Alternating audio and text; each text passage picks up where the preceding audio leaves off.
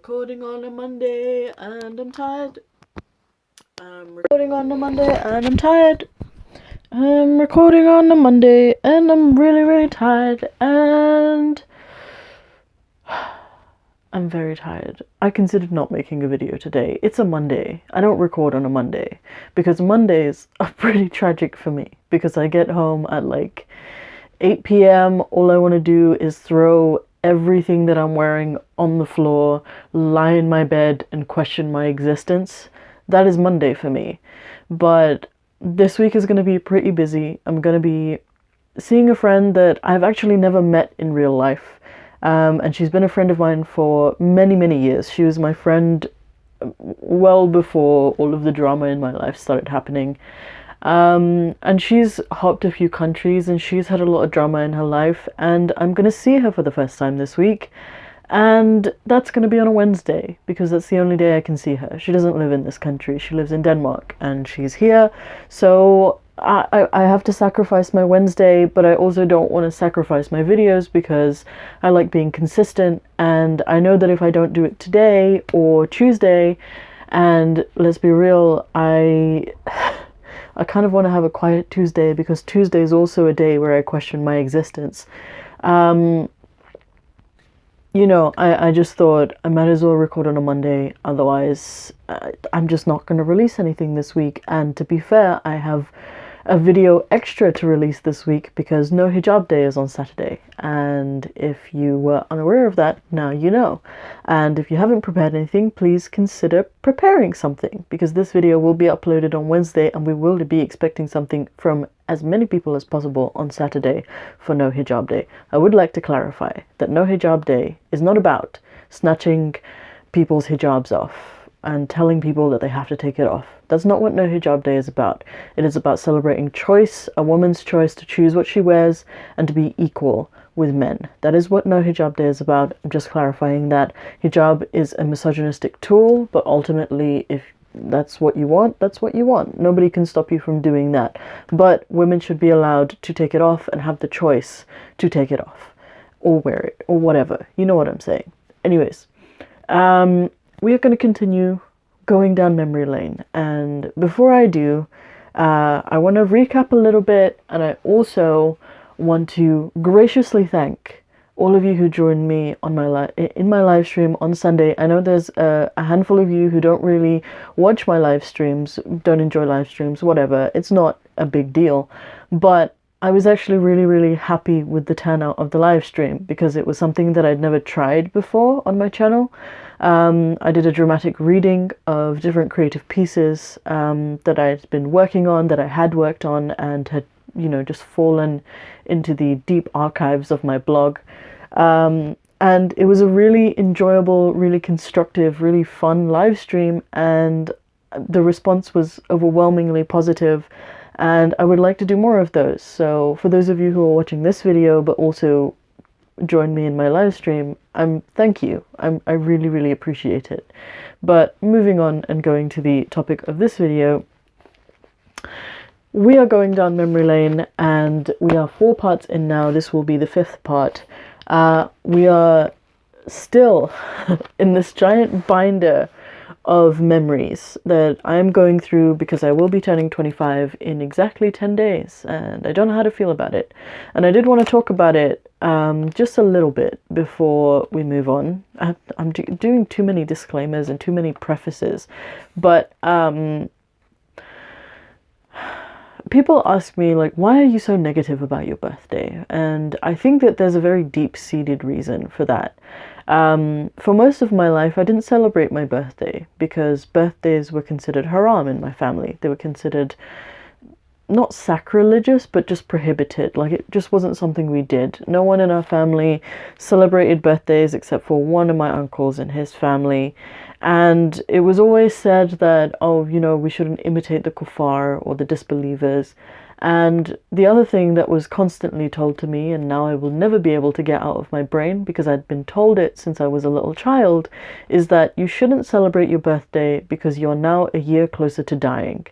And that's really fucked up. I will be the first person to say that's a terrible thing to tell a child. But it is something that was told to me as a child, and it is something that I undoubtedly, every single year, without fail, think around my birthday. And I want it to stop. I don't want to think that. I want to have fun. I want to celebrate as much as I can. But when it comes to my birthday, I find it difficult because there's all of that baggage just tied to it. And I can't, while I want to let it go, I don't want to think that. It is a thought that occurs to me quite frequently. So I guess the reason I'm telling you this is, please forgive me my little moments of bitterness around my birthday, because it's inevitable. It's just me being a grouch because I had a terrible upbringing and terrible people who just put the wrong things in my brain from a very, very young age. But I will be turning 25, and I'm only going to turn 25 once, and I am going to celebrate. And I think that several people, and that's by no means an exaggeration, several people will be taking the opportunity to celebrate my birthday, which is an honor, and honestly, it's a little overwhelming. While I'm not ungrateful for gift giving, I definitely enjoy being given gifts, and I love giving gifts as well. I always find it really awkward when people celebrate me in some way. I don't know how to respond to that. So it's going to be an interesting month. And, you know, January is almost on its way out. And January, for me, has always been a lull period where it's just floating into nothingness and making sure I'm alive. And that's what I'm doing. I'm being very proactive. I know I'm coming off as very tired in this video, but I am being very proactive. I am doing a million things at once, which is just my stasis now. Like, this is my home. But I am being extremely productive, and I'm really looking forward to this year. And we are starting February off with a bang, because on the 1st of February, I will be going to a protest with the Council of Ex-Muslims of Britain. If you are unaware of this protest, please go check it out on their website. It's for No Hijab Day. Sadeh Hamid will be heading it and leading it, so you can get in contact with her if you want to be a part of it. I think we definitely need more people to participate in this. So I'll be doing that. And then in the evening, I will be going to an event that is led by the hosts of the You Don't Love Me podcast, which I did an episode of, and it was a very different podcast because for once I wasn't really talking about religion. I was just talking about my sexuality and discovering it. And it's not a topic that I talk about a lot because it's not something that really bothers me very much. And it's not something that I struggle with at all. And typically that's all I talk about. But I did that podcast with them, and they invited me to an event in Camden. I think the tickets are still available if you would like to come. It's a Desi, LGBT fusion event. I've never been to one of these. I will be attending on my own. The only people that I will know are Amir and Amir, who head this podcast.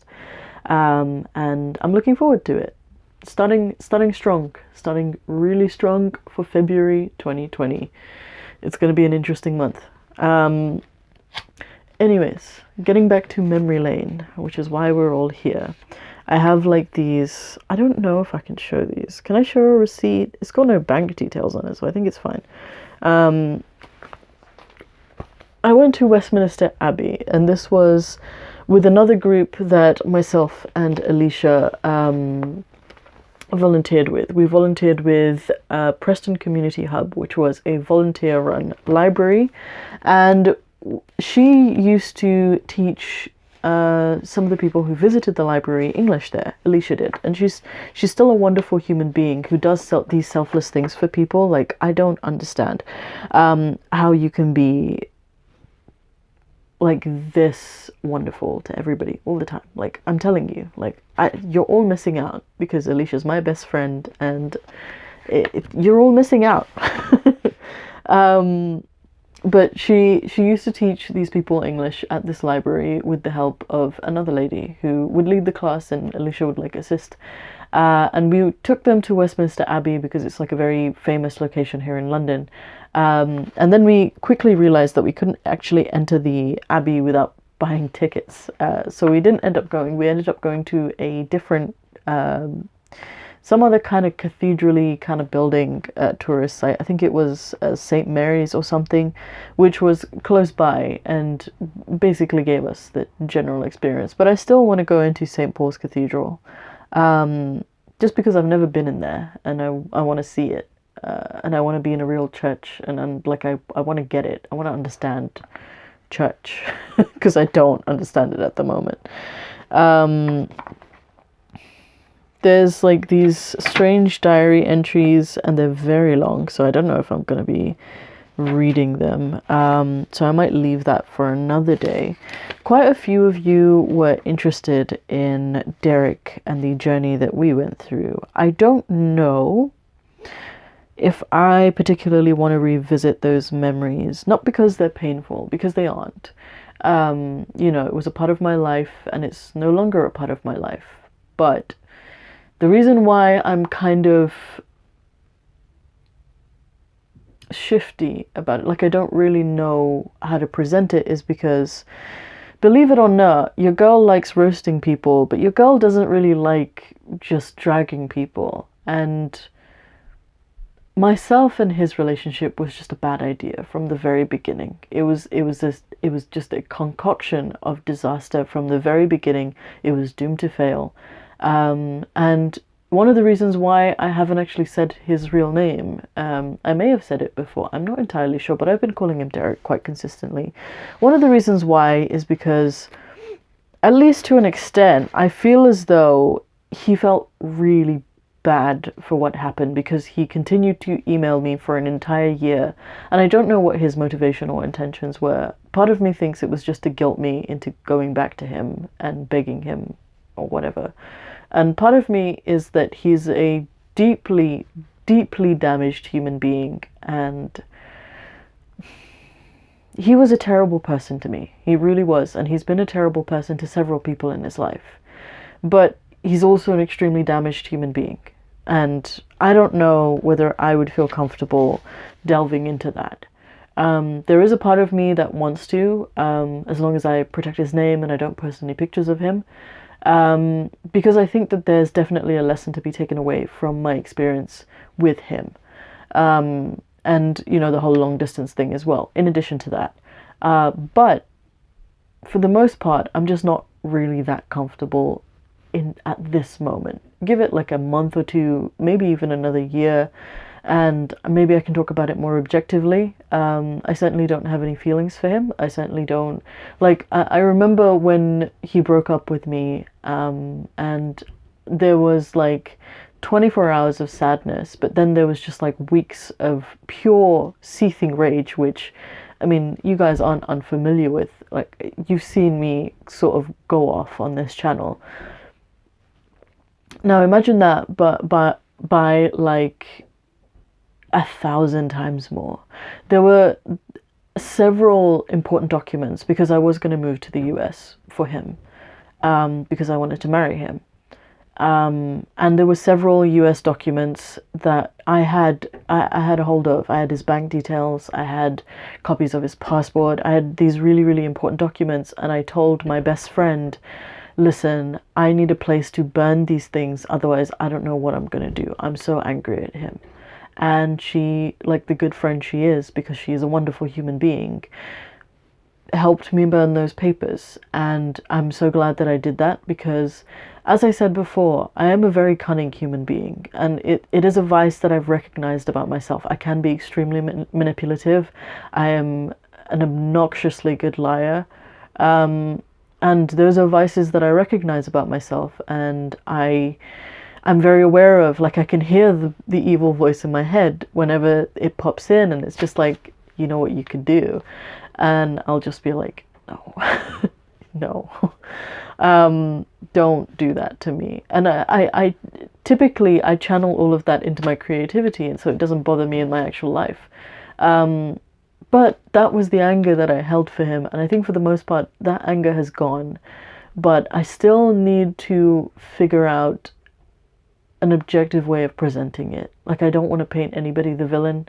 I certainly was a victim in the situation, but I don't think that presenting Derek as a completely awful human being who is beyond help is a good idea. Like, I just don't feel right about that. But anyway, I've wasted so much of your time. I'm sorry. It's been a long day, and it's a Monday, and I have to record 2 videos today, possibly, and then another one tomorrow if I don't get the 3rd one done today. So, I mean, this is me. I want to show you a drawing of a unicorn that I did on maths paper. And this is a diary entry that I wrote on the 24th of February 2016, so almost exactly 4 years ago. I'm gonna read this. I'm gonna read some of my really depressing diary entries, because this was my companion throughout some of my hardest times. Like this, all of the back of this book is just me and me struggling, because I had no one else on my side. It was just this book who had my back, who was gonna be my agony aunt throughout the worst times in my life. And I think the first entry that I did as a diary in this, let me just check, is in 2013. So it spans over 3 years of diary entries, before I just kind of started scrapbooking in it. Anyways, I'm gonna read this one, and again, it's not chronological, because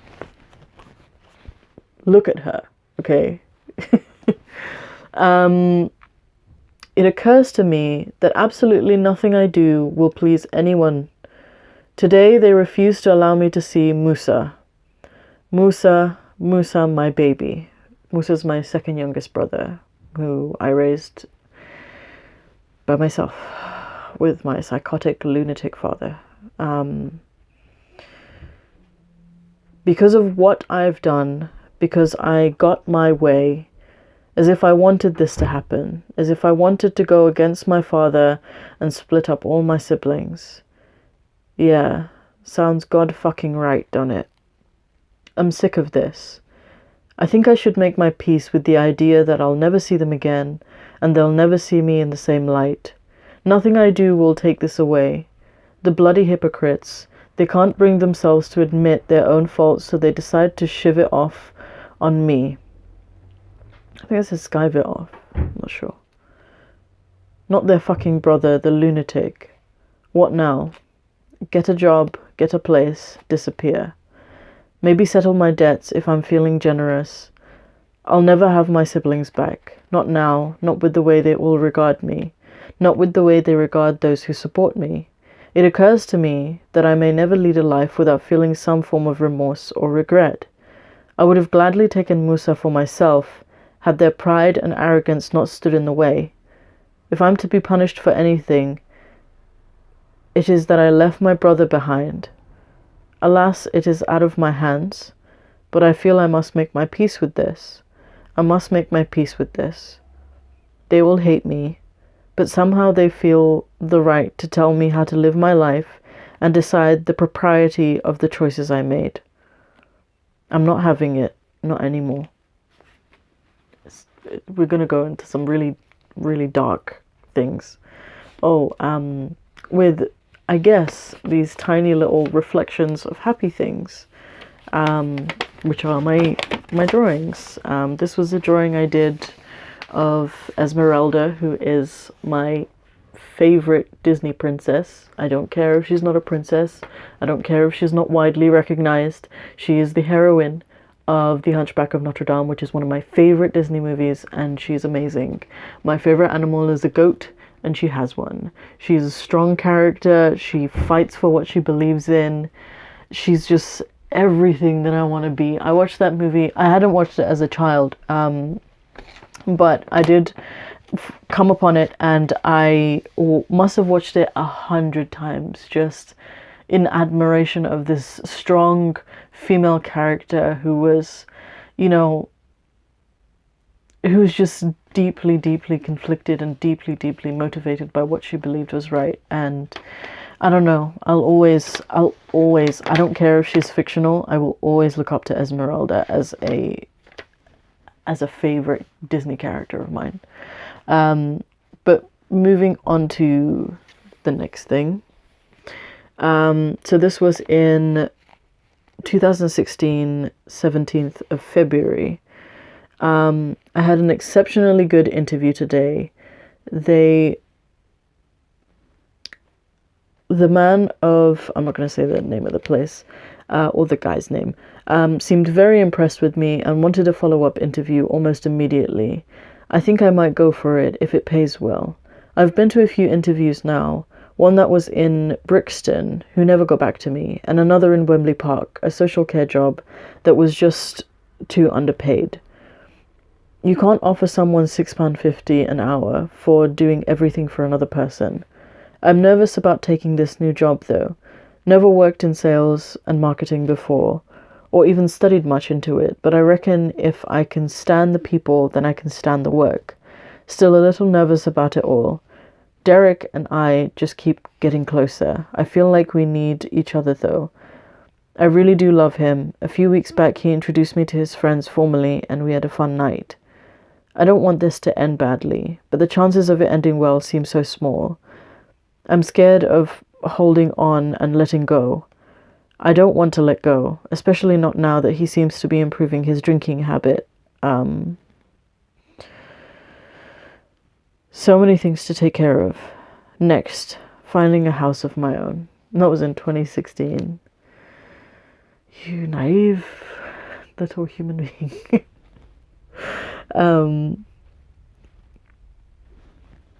It's naive.